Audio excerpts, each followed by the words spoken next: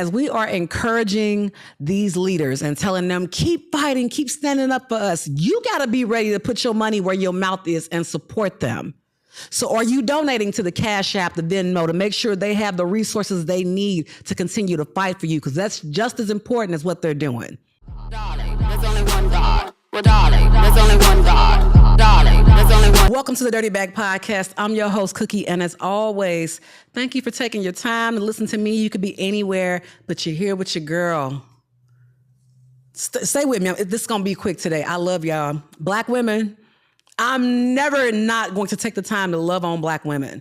I feel like a broken record, but a necessary encouraging vessel for you in this social and political climate, because what's going on right now is ridiculous. At this point, y'all, we are in attempts of modern day slavery. We are absolutely moving backwards. Texas as a state is moving backwards. So I want to talk about two people today, okay? The first one is Nicole Collier. She's a Texas state rep out of Fort Worth. So many of you have heard by now that a lot of Texas Democrats fled. They got the fuck up out of here. Some, they went to Illinois to break quorum because Trump has passed down orders to the governor here to basically just redistrict the maps. He's trying to get more seats, right? Basically, Trump don't want to leave office. He don't want to leave office. He doesn't want the Dems to take the House back. It's a lot going on. And there are a lot of Republicans that have taking a knee. They're bowing down. They're doing what he wants. And Governor Abbott, aka Hot Wheels, is one of them. So Democrats knew that if we dip, they ain't got enough of us to push this forward. So we're going to leave. Some came back, and Rep. Nicole Collier was one of them. So what happened upon return is they were required to sign a permission slip, meaning you can leave the premises, but you have to be under the order of a law enforcement officer that has to follow you everywhere to ensure that you come back here so we can run this vote. She is the one person that decided not to sign that permission slip, and guess what? They locked this girl in the chambers. This girl had to sleep. She had to sleep in the office. They wouldn't let her go for 48 hours. Now, there was a lot of criticism about why Nicole came back. Why would you come back to begin with? You knew what it was. I'm going to say this. Cookie 5 years ago probably would have been really critical of the Democrats that came back. Cookie today understands that when you're fighting for something, you still have your personal life, your personal finances, your family to deal with. Because as it turns out, there have been officers outside some of these individuals' loved ones' homes. So I don't know if you've ever dealt with that before. But if you're new to that, that can be very intimidating. It can be very scary. And they blocked their direct deposit. So in order for you to get your money, you had to come back and get your check. It is very easy to say what you would or wouldn't do in these situations. And what I want to say is, as we are encouraging these leaders and telling them, keep fighting, keep standing up for us, you got to be ready to put your money where your mouth is and support them. So are you donating to the Cash App, the Venmo, to make sure they have the resources they need to continue to fight for you? Because that's just as important as what they're doing. Activism can be a very lonely place. It can cost you a lot. It can cost you opportunities. You're not palatable anymore. You're not popular for real. When you start speaking up about things, you can lose friends, you can lose families, you can lose a lot. So you need community. So as y'all are encouraging these representatives, like your Jasmine Crockett's, your Jolandas, all of those, you have to be ready to stand on business as well to make sure they are right, okay? So I'm gonna go through a few things here because like I said, I want to make sure. I want to make sure we're aware of what's going on. So we have her, bless her heart, they finally freed her. Finally. But now California, shout out to Governor Newsom, AKA Fitz. Y'all calling this man Fitz? We can't take shit seriously as a people. We cannot. If he's Fitz, and I asked this question a few days ago, who is his Olivia Pope? Are we going to have a new scandal in office? I appreciate the fact that he is fighting fire with fire. That whole when they go low, we go high, that's out the window, y'all. There is no more trying to be respectable. There's no more none of the shit that left the White House. I'm sorry. If you got to get gutter and ghetto at this point, that's kind of what the people need. The reason folks love Donald Trump so much, they don't care about his policies. They see a tough guy. They see a boss, even though is illiterate. Listen, he needs an IEP evaluation immediately. But people see themselves in him. They like that cocky shit. They like that brash shit. They like somebody that, in their opinion, even though he's running this country into the ground, to them, he's getting the job done. So if you're going to deal with him, you got to have some nuts. You got to have some balls. And right now, Governor Newsom seems to be the only one doing that as they're preparing to redistrict the maps in California to take some seats away from the Republicans. That's what we need. That's what we need. Somebody made a comment recently that there are some black folks that don't mind what's going on here. They cool with slavery coming back if they get to own some slaves too. And we got to have a discussion about black excellence real quick. Because a lot of that is laced in classism. There are a lot of black folks right now that do not want to speak up about what's going on. They consider themselves conservatives. It will ruffle their feathers it will ruffle other folks' feathers in their circles to speak about the fact that assistance is being taken away from people. Benefits are being taken away from folks. People are being snatched up in broad daylight that are actual American citizens, but they have brown skin. A lot of y'all don't want to speak on that because you feel like you got yours. You making money and you in the right social circles. It ain't your problem. I'm sorry. Guess what? It is your problem. And I'm going to call some of my creatives to the carpet. Podcasters and bloggers, whatever your lane is right now, you cannot afford to not speak on the issues that are taking place with this administration, with this country. You call yourself a business owner. Okay, right now, what is it? 300,000 black women have been laid off since this man got in office, if I understand correctly. And these are people that have degrees. We are among the most educated group, and it's hard to find a job right now because of these DEI rollbacks. Because this man he's a bigot. He's allowing other bigots to take their hoods off and just operate as they've always wanted to. It is absolutely impacting many of us. So I say to my fellow creatives, you got to use your platform. I'm not telling y'all to turn into full-blown activists. That life ain't for everybody, but say something. You had a Christian platform? You ain't got nothing to say about folks losing benefits, not getting proper care, or just the unhoused being criminalized now? They have dumped more law enforcement in D.C. They putting everybody and their mama out there to harass these people who are literally victims of they don't have resources. A lot of those shelters are either not safe or they are at capacity. But this country operates off free labor, i.e. the prison industrial complex. You have to use your platform. If you call yourself somebody that keeps it real, you call yourself a truth teller.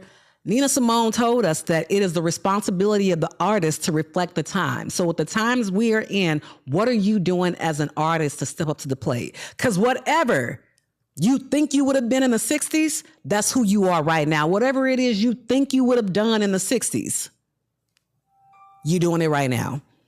If it's nothing, if it's acting like business as usual, guess what? Then that's exactly what you would have been doing in the 60s.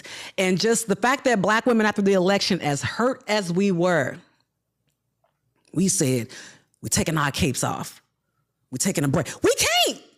We literally can't. It was a black woman that refused to sign that permission slip that ended up being under 48-hour surveillance in a room that she was not allowed to leave. It was a black woman that's in Chicago right now saying, I'm not coming back. I'm going to listen to my constituents. I'm absolutely not coming back. I'm not doing none of that. So it's just one of those times where you have to say to yourself, am I going to be complicit in what's happening, or am I going to use my influence? Dallas is a city of a lot of influencers. Everybody's an influencer. You know, you consider yourself XYZ. Well, you have enough influence to get people to the polls. You have enough influence to put out the call to say, at least, y'all, tap into what's going on. This is going to affect our children, our children's children, if we don't do something. So I had to get that out the way, y'all. I'm baffled by what's happening in Texas right now. I'm baffled by what's really just happening in this country right now, but I'm just more baffled by the amount of people that are loudly silent, and that you willing to wait till some shit comes onto your doorstep to speak up about it. We cannot afford to be silent. You have to educate in the capacity that you're able to. Whatever your following is, whatever your audience is, you have an obligation to talk to them about what's going on. So there's that. Get that out the way. Now, y'all, I just sent a kindergartner. Y'all, I'm 43 with a kindergartner. The fuck? I got a 23-year-old. I got a grown-ass man. I saw some people getting really sad sending them kids back to school, y'all. And I know it can be very emotional for those of y'all that sent kids off to college because you practically grew up with these kids. They watched you grow up and make mistakes. And the first child is a sacrificial lamb. I know my son looks at me sideways, the fact that my daughter is getting a different version than what he got. And I consider her the blessing that allows me to try to do things right. But I saw something recently about why a lot of folks why when they're asking married women, where's your husband, when they talk about being exhausted in motherhood, let's talk about exhaustion with motherhood and the single married mom real quick. And I say this, I'm not a married mom at all, but a lot of my friends they're divorced. Divorced, remarried, or divorced and just done with it. A lot of the reasons that married mothers don't get a whole lot of grace when you say you're tired and you're exhausted, I'm going to say the quiet part out loud, is because of the way you shame mothers that don't have partners. Y'all get on here bragging about your marriages and you turn your relationship into content and things like that. Yeah, when you complain about struggling, people that literally take care of everything on their own gonna look at you like, what about your husband, your husband, your husband? What do you mean you're tired? What is your husband doing? What do you mean you're exhausted? You said that you would never be a baby mama, so what? What's wrong, Pooh? So we're not saying y'all don't go through it, but you got to be very mindful of how you speak of other women. Because anything going on, what life will teach you as you get older is that you got to humble yourself, because life can come at you fast.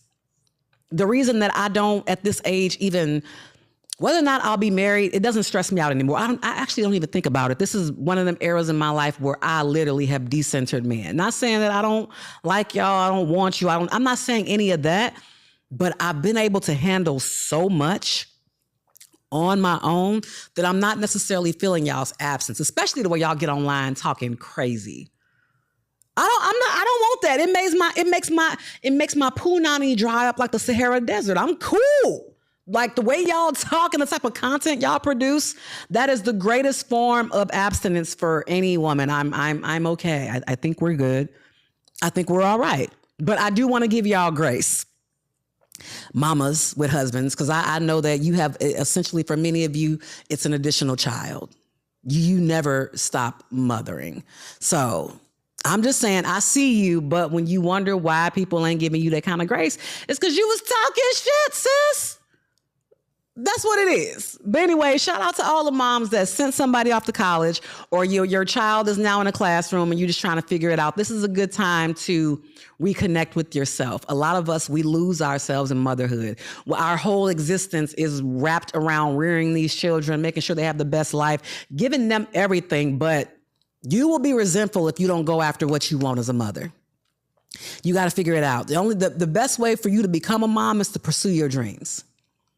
With my son, my sole focus was on him, making sure he didn't end up in the streets, making sure I kept him active. I kept him in sports, track, martial arts. I did everything I could to keep that boy busy. But I definitely forgot about myself. I really didn't remember myself till I had my daughter. That little girl was my enforcer. At this big old age, my enforcer. So you got to go after what you want in life. And it might be unpopular when folks see you outside in these streets as a mama. Mamas can go outside. Mama, take your ass outside. You can still twerk. You can still wear whatever the hell you want. I do not subscribe to that you're a mom ideology. So what? Your mama was a mom too. And she tired of your ass. You done took that woman's edges from her. You done took every hope and dream she had trying to make sure your goofy ass became something in life, and you on the internet acting a fool every day. So there's that. Now, y'all, I can't forget about this. So Amanda Seales, I talked about her a lot last season, right? About how she's a disruptor's disruptor. I'm going to drive everything home. So she went on this Jubilee show that a lot of folks consider to be problematic because they do platform white supremacists sometimes. But she debated 20 conservatives. Here's what I think about black conservatives, and someone else echoed this before I even got a chance to say it. Black conservatives are oftentimes people that really feel like they never fit in with black culture. Like the little awkward black boy, the little nerdy girl with the bad wig just as bad as mine. Some of them didn't feel accepted by us, so they thought that going to the other side, they would get love. And let's be clear. White folks, even racist white folks, they love a token. Ooh, they love a token. They get to get your swag, all the benefits that come with a black person, and still truly hate your existence. That's a win-win. What are we talking about? Yes, you can come to the cookout. You can absolutely come play tennis. You can absolutely come over for some unseasoned potato salad with the raisins in it. You can do all of that. But eventually, they're going to remind you to stay in your damn place. Now, that wasn't me. I've always loved my black folks. But because I was a part of the desegregation program, right? I was a deseg kid in St. Louis. So I was bussed out to white schools, affluent white schools. Being an athlete and things of that nature, you do get a little bit of favor, okay? There's a little bit of privilege that comes with being a black athlete in predominantly white spaces. They love you as long as you entertain them. But I remember in 2014, the minute I started talking about protest and my humanity and why we deserve to breathe and how our lives matter, I used to have so many white friends. Do you know how quick that diminished? And that was the rise of MAGA, honestly. 2014 is when MAGA started getting creative.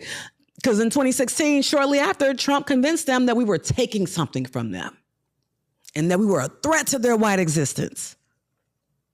I lost a lot of white friends. And truth is, I didn't lose them.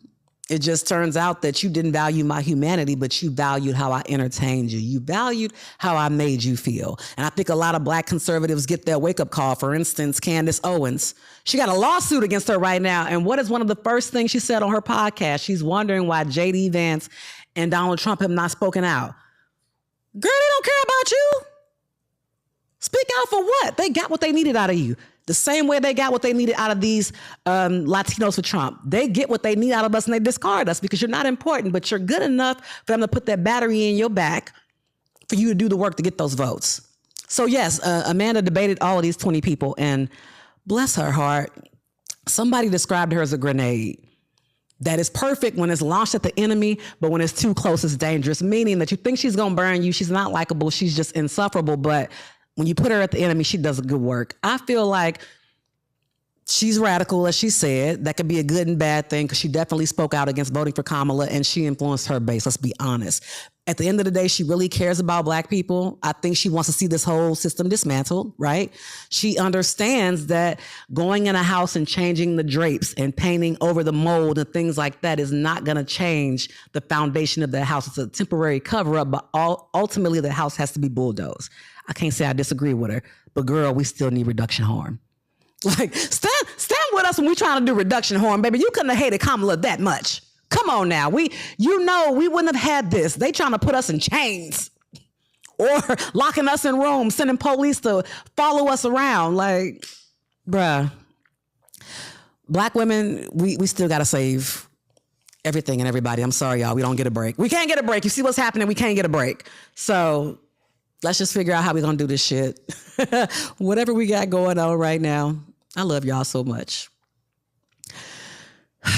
Wear your mask, wash your hands, socially distance. And when you get a free moment, please remember to clean out your dirty bag. Till next time. Darling, there's only one God. Well, darling, there's only one God. Darling, there's only one God.